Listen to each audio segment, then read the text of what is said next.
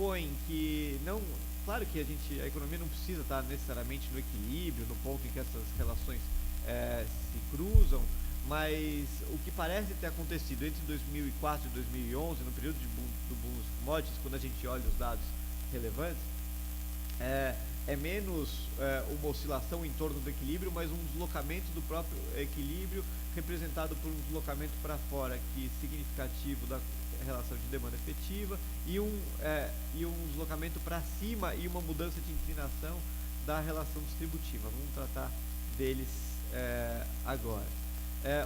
Os determinantes do deslocamento da curva de demanda efetiva são, e daí isso segue uma literatura teórica extensa que busca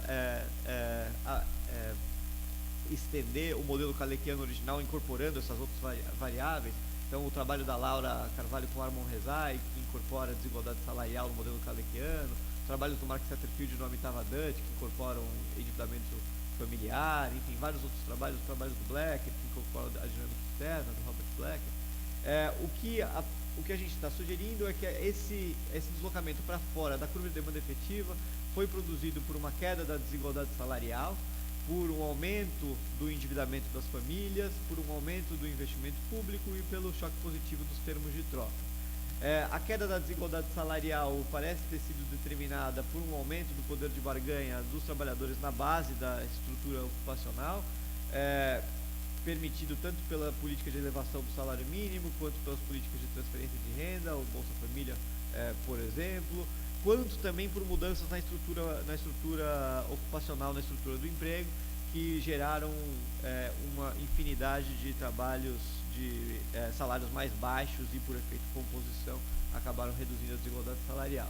O aumento do endividamento das famílias tem vários também determinantes. Um determinante institucional foi a autorização do crédito consignado em 2004, mas também a própria elevação da renda na base da estrutura de renda, da pirâmide de renda, permitiu que setores até então alienados do setor bancário, do mercado de crédito, fossem incorporados, tem uma onda forte de bancarização que elevou fortemente o endividamento familiar. E o investimento público foi, enfim, uma decisão deliberada de aumentar o investimento público do governo, principalmente a partir dos PACs, aí no segundo governo Lula, e teve também investimento público que a gente está considerando investimento direto pelo governo, como investimento das estatais. Teve também o aumento do investimento da Petrobras, em parte relacionado com a descoberta do pré-sal e com a elevação do preço do petróleo. Um pouco de dados sobre isso. Então, a gente tem a dinâmica da desigualdade salarial. A dinâmica da desigualdade salarial, beleza, é relativamente ambígua. Aqui você tem o debate sobre desigualdade. Eu poderia ficar uma hora falando sobre ele, né? Mas enfim, o debate sobre desigualdade hoje no Brasil, eu estou falando bem longe do microfone, mas vocês estão ouvindo, né? O debate sobre desigualdade no Brasil foi alterado recentemente pelos trabalhos do Marcelo Medeiros, dos seus colegas, pelo trabalho do Sérgio Gobetti e do Rodrigo Urair, que começaram a utilizar dados de imposto de renda para calcular a desigualdade no Brasil e mostraram, com base nesses dados e com algumas suposições que são controversas, mas que me parecem convincentes, que a queda de desigualdade que se costumava estimar no período recente no Brasil é ela mesma um efeito da subestimação da renda dos mais ricos nas pesquisas domiciliares, como as PNADs, que eram a base principal de cálculo de desigualdade no Brasil até então. O que parece sair desse tipo de pesquisa é que, se de fato a gente recalcular índices de desigualdade com base nos dados de imposto de renda sugerem que não houve a queda de desigualdade, pelo menos esse é o dado do Marcelo Medeiros, entre 2006 e 2012, que é o período para o qual ele tem dado, o Gini fica praticamente estável. Ainda assim, é muito evidente que ocorreu uma queda significativa no período da desigualdade salarial, que parece ter sido, e justamente os trabalhos mais recentes do Marcelo têm apontado nessa direção, parece ter sido mais do que compensada por uma concentração da renda da propriedade, uma concentração da renda do capital, que mantém a desigualdade agregada constante. Como as pesquisas domiciliares captam muito melhor a renda do trabalho do que a renda da propriedade, elas acabam nos servindo como uma proxy da desigualdade salarial e não da desigualdade como um todo. Então aqui a gente tem o coeficiente de Gini e razão interdecis, né, o chamado razão de Palma, né, a razão da renda dos 10% mais ricos e dos 40% mais pobres. Elas têm uma correlação alta, já estão caindo desde o final dos anos 90, é verdade, mas começam a cair mais aceleradamente a partir dos anos 2000 e caem numa trajetória parecida. Um outro dado mais diretamente de desigualdade salarial é o dado da razão salário médio, salário mínimo, aí de 2002 a 2016, a linha vermelha é a média móvel. Aí esse dado já é mais ambíguo, por quê? Porque a gente vê que a queda da desigualdade salarial, tal qual medida por esse indicador, ela cai expressivamente até 2009 e depois dá uma estagnada. Então tem uma certa ambiguidade se você teve uma trajetória de queda da desigualdade salarial nesse período inteiro ou só até 2000, digamos, só no boom de commodities e depois uma certa reversão. Depois a gente vai voltar a discutir isso. Aqui, crédito, total de operações de crédito a indivíduos como percentual do PIB, total de operações de crédito em geral como percentual do PIB. Esse dado a gente tem só até o começo de 2010, depois eu uso um outro dado que eu acabei não colocando na apresentação, que é a série nova do Banco Central, que começa em 2005 e daí vai até o presente. O que esse dado nos mostra? Esse dado nos mostra que você estava tendo uma redução da razão crédito total PIB desde os meados dos anos 90 até começo dos anos 2000, e a reversão dessa tendência pelo menos um terço dela, é o cálculo que eu fiz, pelo menos um terço da reversão dessa tendência é explicada por uma aceleração muito significativa do crédito às famílias, do crédito às pessoas físicas observados aqui nesse período. Tem aí uma reversão dessa tendência a partir de 2010, 2011, como a gente vai ver adiante, que não aparece no gráfico porque essa série foi interrompida. Investimento público, dados do nosso amigo Rodrigo Orair. Aqui o investimento público está no eixo da direita, com o percentual do PIB de 95 a 2015, inclui investimento direto e estatais, estava caindo até meados dos anos 2000, acelera fortemente até 2010, tem aquela redução dramática equivocada em 2011, uma certa recuperação em 2012, 13, cai em 2014, correlação fortíssima aí observada com investimento privado, né? Os economistas convencionais que nos perdoem, mas não parece ter muito crowding out, né? Pelo contrário. Aqui as taxas de crescimento do investimento, então o investimento público crescendo aí, crescia a taxas negativas nos anos 80, 90, volta a crescer taxas negativas aqui no período da reversão, e no boom de commodities quase 11% de taxa de crescimento média ao ano, o que leva a uma aceleração forte da taxa de investimento privado também, da taxa de crescimento média ao ano do investimento privado.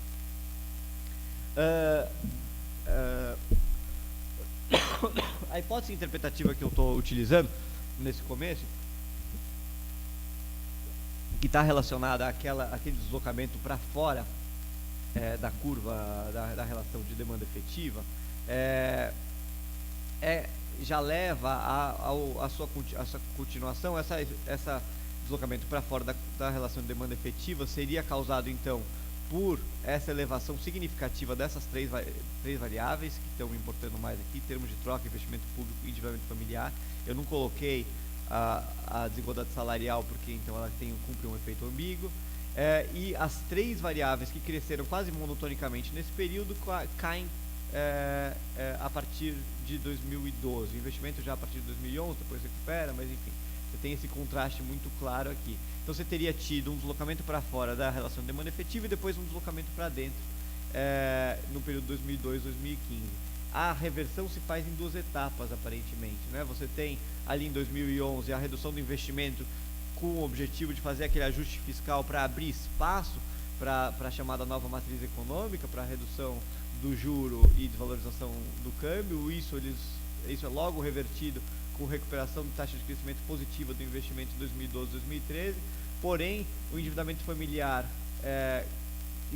fica praticamente estagnado em 2012 e começa a cair a taxas crescentes a partir de 2013. Tem um debate se isso é mais fruto de demanda por crédito ou de oferta de crédito. A partir de 2010 o Banco Central implementa as medidas macroprudenciais e a taxa Selic começa a subir, poderia ter desestimulado a tomada de crédito pelas famílias, mas ao mesmo tempo isso é revertido a partir de 2012 e parece não surtir efeito.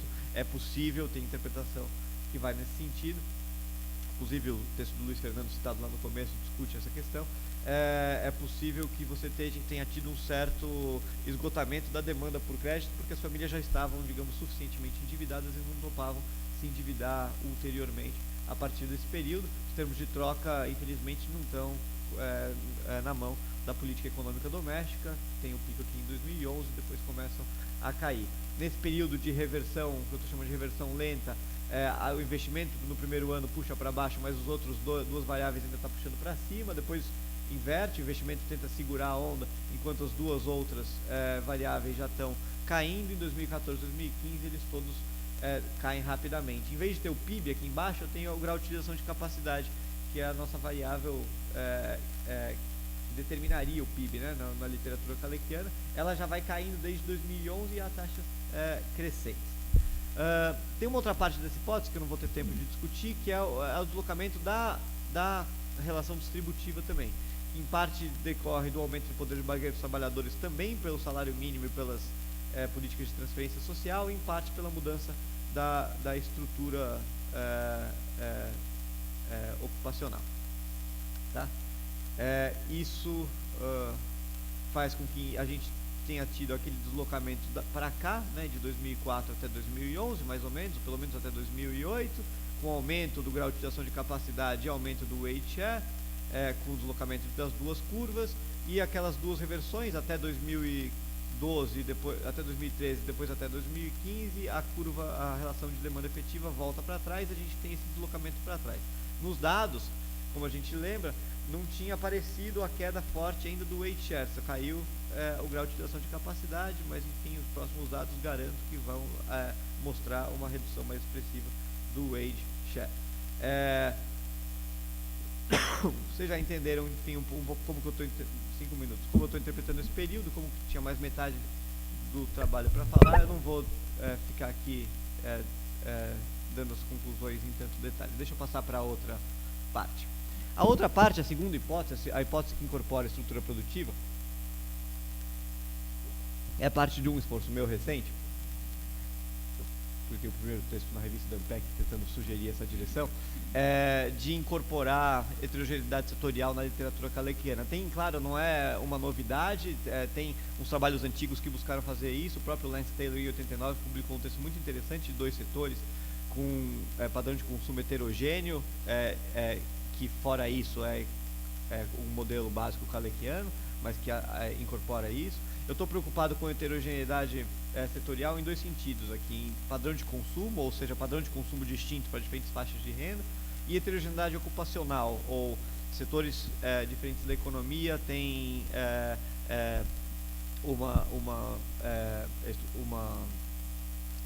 empregam trabalhadores com nível de salário, nível de produtividade, se quiserem, heterogêneos, né? Bem resumidamente, para não estourar o tempo, o que eu estou tentando sugerir aqui? Eu estou tentando sugerir que a gente pode observar uma transformação estrutural cumulativa desse tipo na economia brasileira. Uma mudança na distribuição de renda, basicamente a queda na desigualdade salarial gerada pelas políticas do governo, alteram a composição da demanda. Você tem uma alteração da composição da demanda. Isso aparece nos dados da POF, por exemplo. Quando sair a POF nova, isso provavelmente vai aparecer de forma mais clara ainda.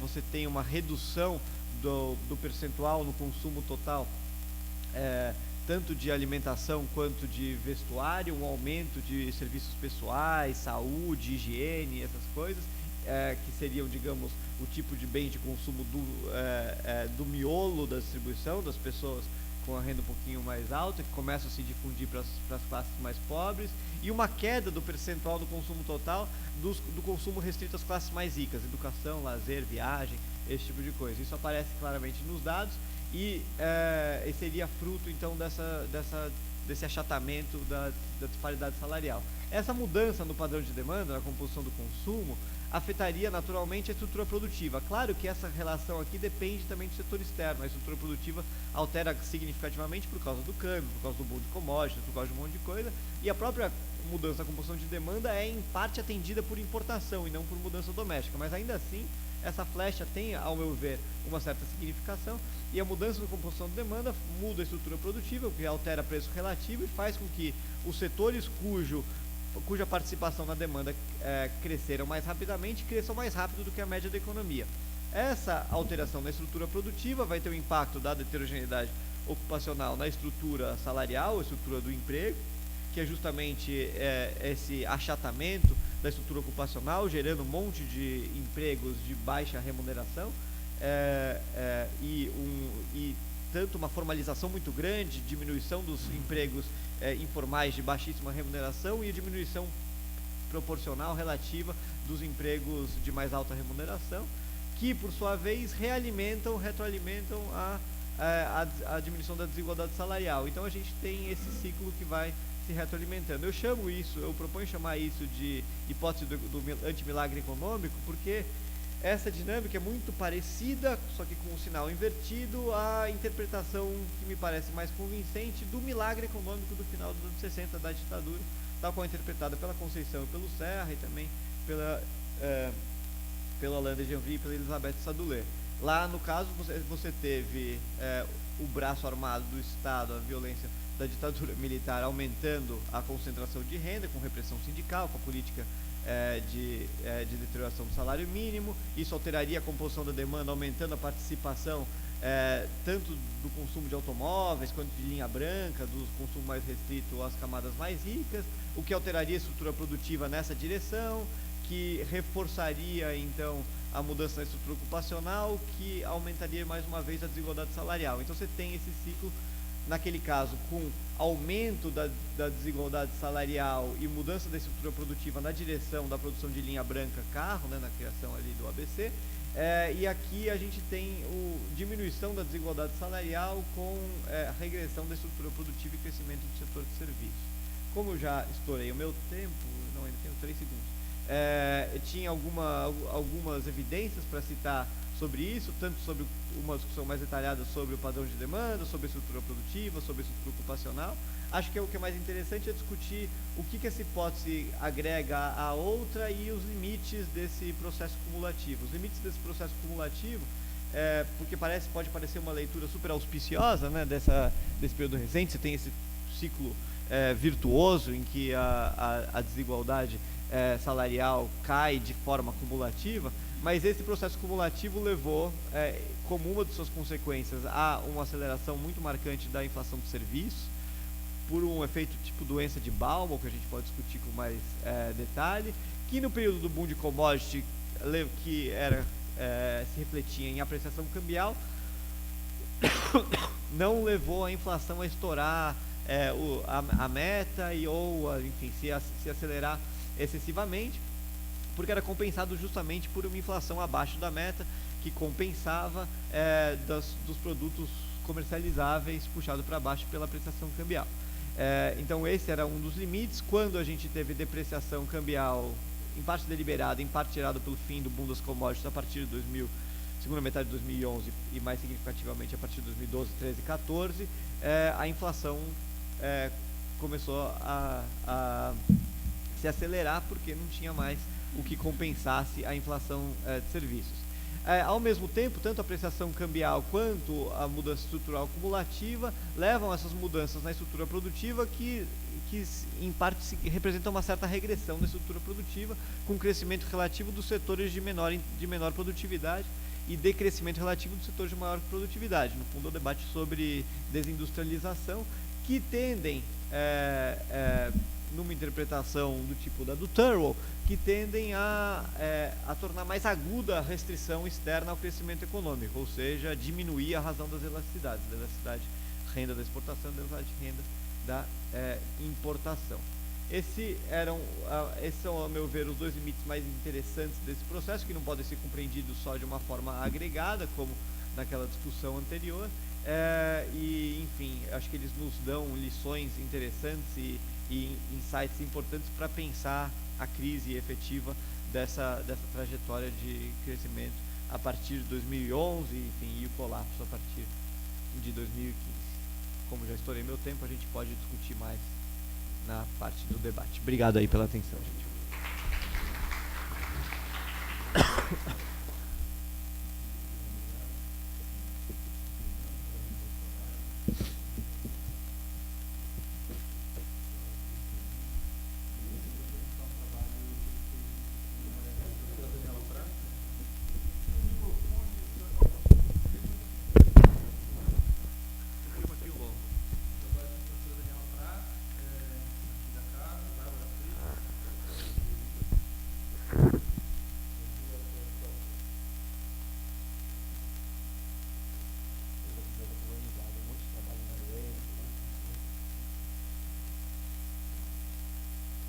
Tarô.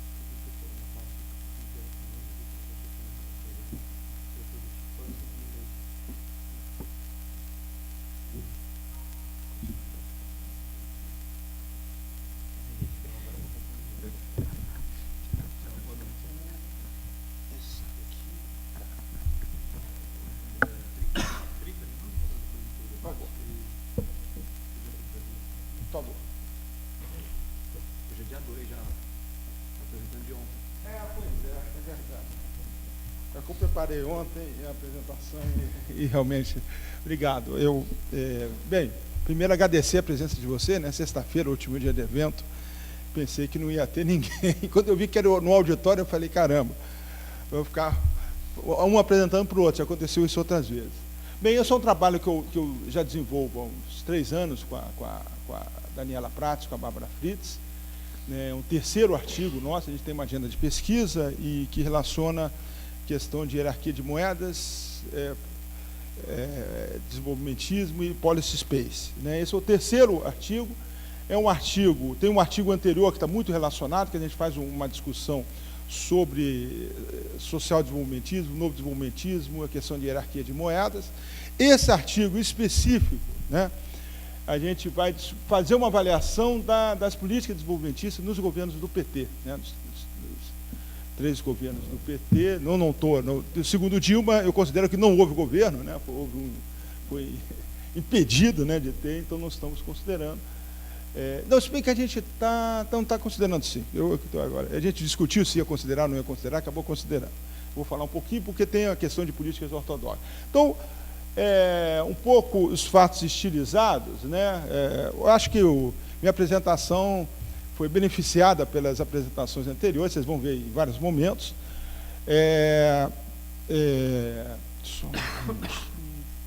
Tá. Ok, combinação, que já foi mostrado aqui, houve uma combinação durante o período, né, de crescimento econômico, com redução de pobreza e distribuição de renda. Contudo, a economia brasileira, eu acho que eles não tocaram tanto nesse particular, mas houve uma contração abrupta, né, e veio sofrer uma prolongada recessão em 2015, 2016, colocando o risco de perder muitos dos ganhos que foram feitos durante o período de forte crescimento, né, que foi acompanhado de uma piora nos indicadores sociais. Por exemplo, o índice de desemprego aumentou barbaridade, né. E importante, né, ainda com fato estilizado, mudanças, e interessa em particular, que o nosso trabalho procura identificar, né, que tipo de políticas desenvolvimentistas foram implantadas durante o governo do PT, né, e várias mudanças ao longo do período, né. Algumas questões, hipótese, necessidade de quantificar melhor o tipo de política desenvolvimentistas que foram aplicadas no período analisado, que é 2003 até 2016. Nem todas as políticas adotadas nesse período podem ser consideradas desenvolvimentistas. Quer dizer, eu vou rapidamente definir de forma muito grotesca, né, a questão de políticas, estratégias desenvolvimentistas. Só um minutinho. É possível que essa hora alguém vai me ligar. Deve ser uma promotora. Já desliguei. E, por último, mudanças no mix de política foram condicionadas em parte pelo contexto externo, em parte por fatores domésticos. Acho que pulei aqui. Bem, estrutura do artigo, a gente discute brevemente o conceito de desenvolvimentismo, faz uma breve análise dos resultados nesse período, contexto externo, crescimento econômico, distribuição de renda e estruturação produtiva. Tem uma série de dados, selecionei algumas coisas, né, apenas. Faz uma análise das políticas macroeconômicas, política macroindustrial e social. Na minha apresentação, por falta de tempo, eu não vou focar na política industrial, tá? Eu vi que não ia dar para falar sobre isso. A avaliação das políticas, e por fim a gente faz um balanço, né, a respeito da natureza das políticas adotadas no governo do PT. Veja, nesse paper, particularmente, não está interessado tanto em fazer uma análise crítica